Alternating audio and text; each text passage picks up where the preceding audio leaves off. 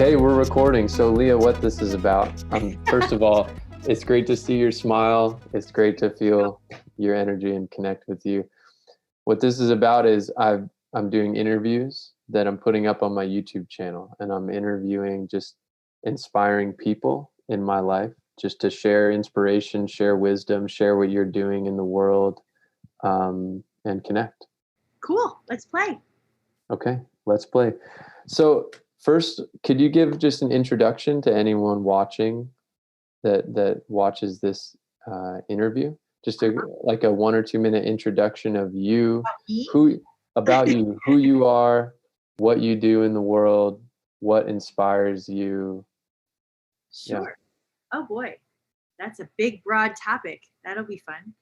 Hi, my name is Leah Newman, and Andrew and I know each other from Accelerated Evolution, and we did some training together. I am a life coach. Gosh, I have been in the field for about a decade, and I am just so passionate about helping people just uncover their truth and remember who they really are. And the accelerated evolution processes have definitely been really profound in helping people, make that shift. Let's see. I was in the military, in the Air Force for 18 years, and I retired back in 2014, at which time I bought an RV and I traveled the country for 7 years. And here I am, semi-settled down. I don't know. I'm not ready to call it official yet. But as you can see, I'm actually in an apartment right now. Awesome. So I'm not ready to call it official, but I'm in Boulder, Colorado, and I really, really love it, despite the fact that it's 14 degrees today. And I really like it here. And it might end up being home. I don't know. We'll see. The jury's still out. Do you still have your RV? I do. I put it in storage. I go visit it every once in a while just to make sure everything's okay. Yeah. And then you might see my doggies over here, Max and Lola. They might make an appearance while we chat. Awesome. Sure. Yeah. Awesome. Well, thanks for that intro. As I said before, it's an honor that you're taking the time to connect with me here. Anything for you. Right on. Well, likewise. Yeah. So, yeah, Leah, I've always had a respect and admiration for you because of the way I perceive you is there's no hindrance in you from your full expression. Thank you. I love that about you. It's something I admire because it's something that, some people like me have to, like, in a similar disposition as me, we have to work on that. I have to work on taking my internal experience and clearly expressing it outwardly. Right. And for you, it seems to either you've just cultivated it really well, or it's a natural strength that you were born with. Yeah, I don't know. I think it was probably natural my whole life, and it got really stifled when I was in the military, as you can imagine. Right? They don't really love for you to emote all that. Sure. Yeah. But I do wear my heart on my sleeve. And all the other emotions when they arise, yes. You can't be in a room with me or a conversation with me and not know how I feel about what's going down. That is accurate. I think I think it's the full spectrum of things, but it's really a no bullshit fierceness as well that I really love about you. Thank you. Yeah. And so there's a lot going on in the world right now. Obviously, we all know, wow. Yeah. Could you share any insights or anything that have really supported you personally in how you navigate and experience the time that we're in? All this stuff. Yeah. Yeah. Well, as it pertains to COVID and navigating that whole thing about being on lockdown or not, I'm fortunate in that most of my life is pretty unaffected by COVID. I work from home, I live by myself, and And I'm an introvert. I have a very small group of friends. I extrovert well. Like when I'm with people, oh, I do a great job. But after I'm done, I'm done. I need to go be by myself. And so I've been fortunate that my life hasn't been terribly impacted in that way. There's a lot of people in our world that are struggling because they were used to being, I know you go to a dojo, like used to being at a dojo all the time, or used to going out with friends all the time, and they're used to that physical contact. And with COVID, that has been really stifled. In babies, people that don't get contact, it's called failure to thrive, and some of them don't do so great. So I guess like what I have done is really looked at cultivating my COVID bubble, the people that I interact with, the people that I trust, and developing that really open communication about like, who are you hanging out with? Who are you going to see? Are you traveling? Are you going to parties? Whatever it is. So that we're cultivating that trust in one another and getting that human contact, getting a couple of those like coveted hugs every once in a while. It's so important. And I'm a big hugger. Like when I do see people, I want to hug everybody. Yeah. That's just part of my nature. And I think this whole thing with COVID has really reinforced for us the importance of that human contact and really getting to like be with people. Definitely.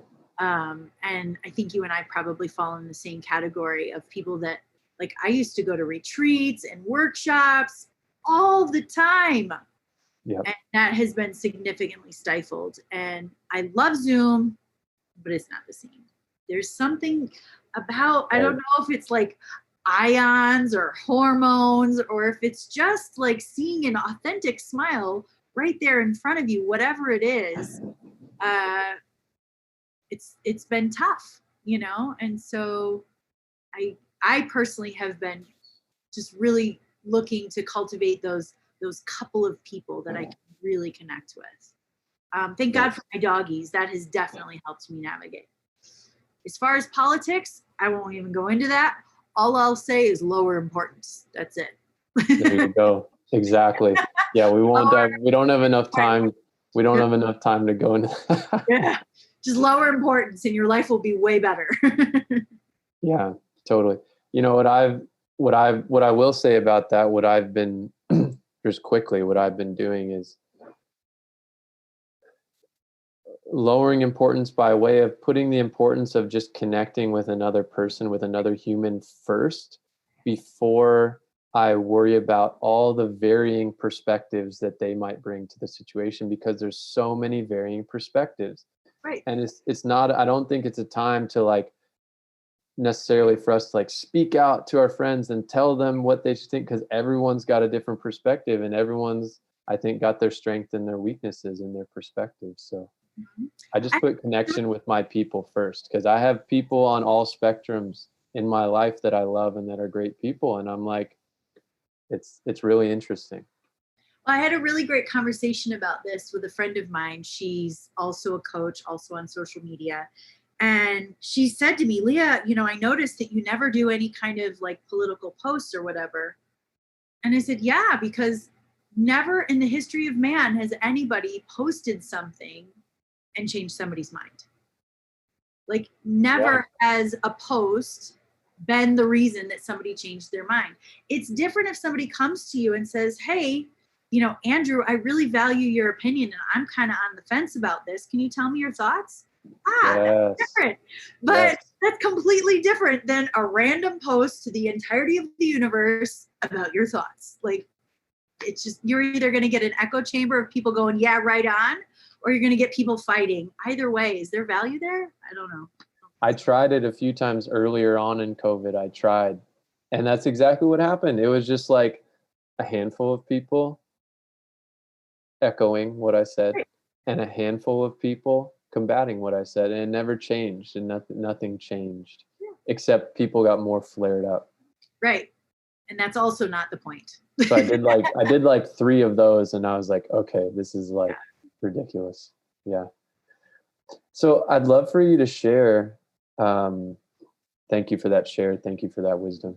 And I'd love for you to share a little bit about the work that you do with your clients. What Hmm. would you say is some of the main work, the main things that you support your clients with? Yeah, thank you. Great question.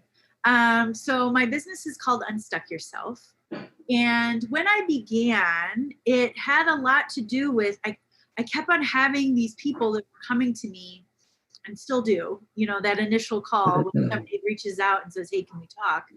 It was this conversation about how the voices in their head are telling them they're not enough, or the voices in their head are saying that they should be doing something different, and they felt so stuck in that. And that's why Unstuck Yourself was born.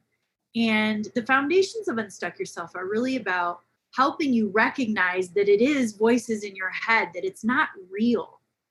The greatest weapon they have against us is making us believe that they are us. Mm. And it's so not the case and so not true.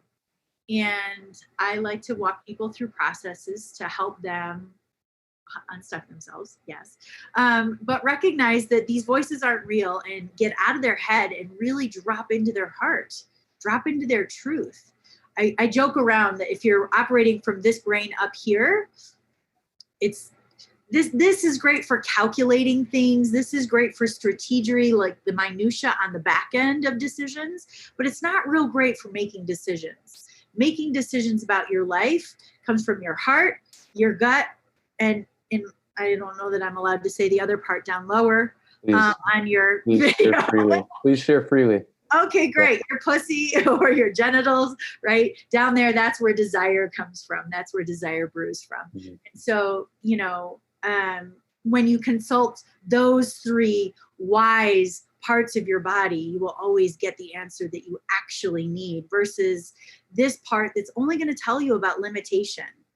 It's only going to tell you about how far it thinks you can go before you're risking being unsafe. This is the part of your brain that caveman, cavewoman was about you not getting eaten by the saber-toothed tiger. So it's going to only let you go so far. But your heart, man, your heart knows your truth. Your heart knows what you're really capable of. Your gut knows, like intuitively knows what you can do. And well, in my case, pussy will take you a lot of fun places that you've never thought of before, and can be really fun and exciting, and also when tied in with the other two, can take you on your path. It will just light you up. It makes life amazing. That was so well said. Thank you. That was so well said. And can you repeat? Are you able to repeat? You said the mind will only take you so far as what about something about risk? Right. I love the way you said that. It'll only let you stay inside your comfort zone, ultimately. What it believes you are safe in. So basically, what life and experience has taught you is safe, which, by the way, life has sometimes taught you certain things aren't safe and it wasn't even real. It was circumstances or just serendipity that it didn't work out. But your brain it's remembering, it's recording all of those things and said, "Oh, we tried that before, it didn't work." Well, it didn't work to go have a baseball game on a Saturday because it happened to rain that day. That didn't mean that it didn't work. It just didn't work that day. But your brain is recording it as it didn't work. So it's only letting you stay inside what it perceives as the comfort zone, what it perceives you can be successful at. And this is what I also know. The closer you get your toes to the line of that comfort zone, the louder they get. So I have started training myself. When I hear them, I'm like, ooh, I'm about to have a breakthrough. Yeah. Oh, yeah, life's about to get juicy because they won't shut up. Yes, this is awesome. Let's see how loud we can get them. And I love that. Yeah, let's see how loud we can get them. Right. Just change it, put it on its head. And sometimes it's hard because, again, they've trained you to believe that they are you, but they're not. It's not real. Keep going. That was also well said. And even I'm immersed in this work too, but as you're saying these things, it's like it's resonating something in me, right? To another layer that I, maybe need to feel or look at or address. Yeah. Um, excuse me. How do you feel accelerated evolution has supported that work that you do? Oh, so good. Accelerated evolution is something that I use only in my one-on-one coaching, because it does take a little bit of time to do a process, but it is so profound in moving through. And so going back to talking about the head, the voices in your head, usually when we start a process, we're looking at a thought, an image, a body sensation, and an emotion, but those are it's this that created all of those things. And so taking people through process, I jokingly and lovingly call them poofing sessions. You poof it, it's gone, it's not there anymore. And so then that comfort zone that we talked about goes whoop, because that false limitation is no longer there. It's pretty cool. I love it. Amazing. Yeah. Yeah. Awesome. What's a funny thing, talking about Zoom and in-person connection, like I think about the various connections I have through Accelerated Evolution and through Master Coach. Like, I feel like you and I have this natural great connection. We were connecting on Zoom, I think, even before you were in Master Coach or something. Were we? I don't know. Like certification. I think Yeah. you had gotten your certification. Yeah. Before Master Coach. So we've been connecting for a while on Zoom, but we've never actually been in the same room. No, because the one retreat that I went to, you weren't able to go to. Oh, in Hawaii? Hawaii in January last year. Right. Yeah. Right. Yeah. And then I came back into Master Coach right after that. Right. I don't want to poo-poo Zoom. I think it's the best thing. I love Zoom. And it will never, ever, ever fully be a replacement for in-person. There's something about sharing energy, sharing air and space, and getting to hug a human, look them in the eye. It will never replace that. I'm noticing that it's cool that we can cultivate great connections over Zoom. And that's something I encourage people to do. If you're not in a situation where you can be around many people in person, start utilizing Zoom or this kind of technology, because you still can have great connections over time, especially when you're a part of something with someone else. Mm-hmm. Right? And when you're not going to be locked down forever. Yeah. What a great way to start cultivating those relationships now. So when we're free, you have people you can go see. I'm excited. I'm really excited to when we can have the in-person trainings and just more in-person retreat type stuff. We're actually on the Big Island now. Are you? Yeah. How fun. Yeah. You've been there for a little while, huh? Since Christmas. Oh my gosh, that's awesome. Are you going to stay there permanently? No. But while we're here, we think about it. We're like, should we? It doesn't suck. I lived in Hawaii 2 different times when I was in the military. Oh, okay. It doesn't suck. I always said I would move back, but only, and back then, whatever, I said only if I were a millionaire. It's not really about the dollar figure, but it's more about I wanted to be able to leave the island whenever I wanted to. That's what makes the biggest difference in living out here. Yeah. That was my only complaint, that, when I was there, all of my family lives on the East Coast. So it literally took 24 hours to get home and come back, which when you're in the military, that means a whole day of vacation time, whole day of leave on both sides to get there and come back. You burn 2 days just trying to get there. But then the cost was, back then it cost $900 just to get off the island, just to get to the mainland, let alone move around in the mainland, right? And so, the first time I was there, I was enlisted. I was in E3. I think I was in E4. I mean, I barely made $1,500 a month. It was pretty bad. So, it was like an entire month's paycheck to fly home. Wow. Yeah. But yeah, so we're having a good time here. We've talked, we've talked about it, but right now, I have a good thing going we have a good thing going. I spend a lot of time between Seattle and Portland, and Nice. That's a beautiful area too. it's good there. I love it. Washington and Oregon are home for me. So My favorite part of the country is actually in Oregon. And I've traveled around the United States 5 times in yeah, my RV, like the whole perimeter.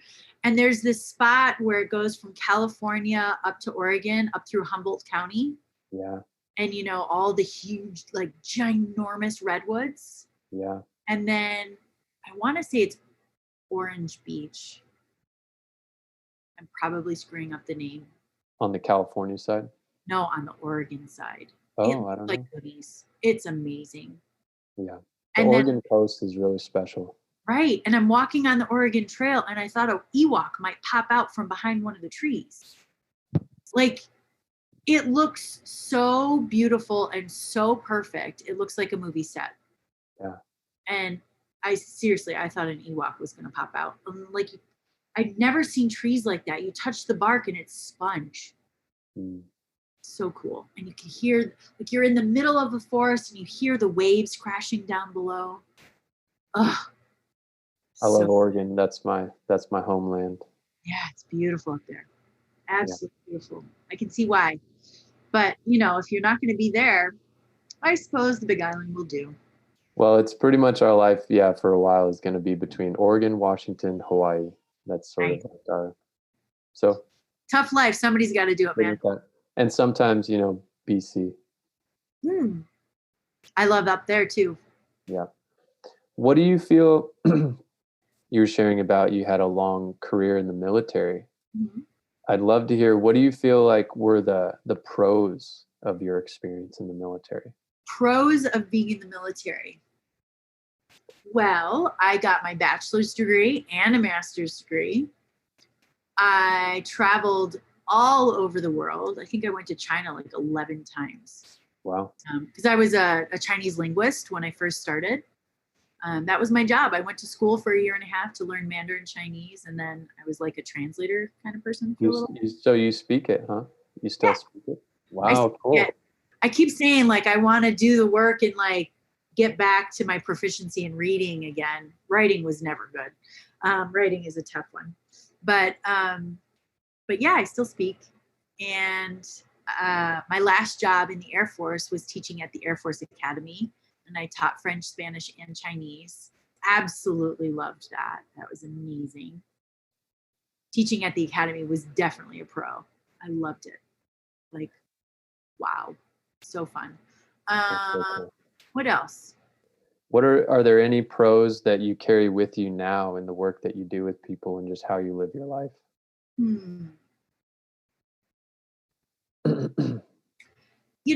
I think there's benefit to knowing that you can lead. And in the military, there's a certain way that you lead. And I think I carry with me the knowledge that I can lead in that way. And also the joy in knowing that I'm at choice and I don't have to lead that way. That I have the capacity to be very, and very direct. And I feel like in my life now, like the knowledge that I can do that is powerful. Yeah. And also getting to, I don't want to say leave that behind, but getting to be in a place where I get to choose now it's a powerful thing for me now. Beautiful. Getting to choose. Yeah. I get it. I can feel what you're sharing. There is a power to that. You have that, that strength that's there behind you. Mm-hmm. Sort of like the ability of it's kind of the same thing, like the ability of a martial artist, right?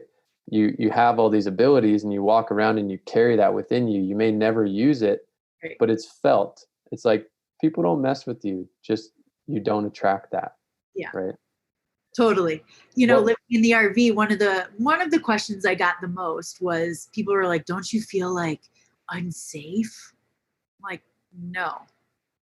Why not? Well, number one, I don't do dumb shit. So I don't walk down the dark alley at 11 o'clock at night. Like, I just don't do that. And I also don't carry myself like I'd be a really great victim. I mean, I'm going to fight like hell. And I think if you be in my space for a hot second, you'd probably know that about me. Yeah, it's like giving off. I think it's powerful and beneficial to be able to give off the energy. Like if you come after me, you're going to have a rough day. It's not It's going to go just well. going to be a rough day. Yeah. Not a great idea. Yeah. What do you feel like are some of the cons that you've dealt with from being in the military? Mm. I had a lot of stuff, a lot of work, and still continue to work on it. A lot of stuff with men. It was really hard to be a woman in the military. You know, I don't like to talk about it too much because I don't want to sound like the military was awful, because it wasn't. But there were some things that were really screwed up that shouldn't have happened. And having to navigate that is not fun. And at the same time, I'm really grateful for the lessons, because now I'm so much more of a powerful advocate for other women that are in the same position or working similar dynamics in the corporate world.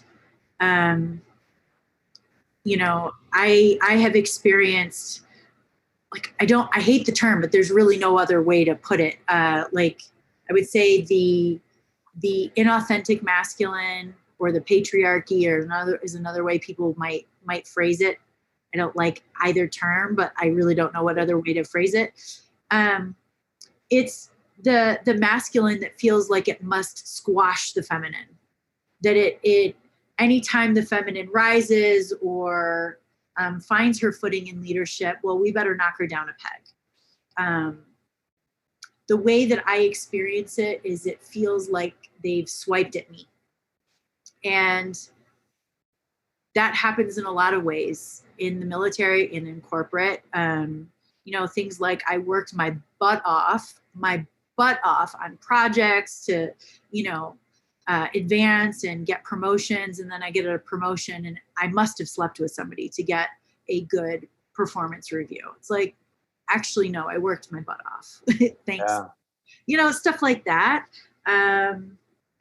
That it felt like no matter what I did, I was never going to be good enough.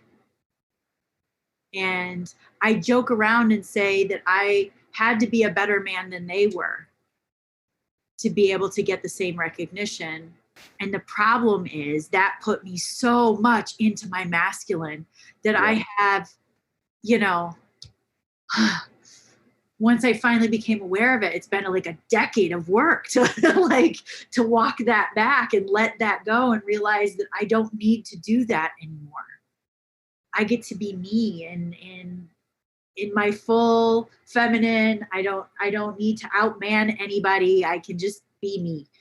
And that's, once those patterns are entrenched, it's really hard to walk them back. I'd say it seems like you've done really well in coming back into your authentic expression in that way. Thank you. So I know it's it's half past now, and I want to respect your time.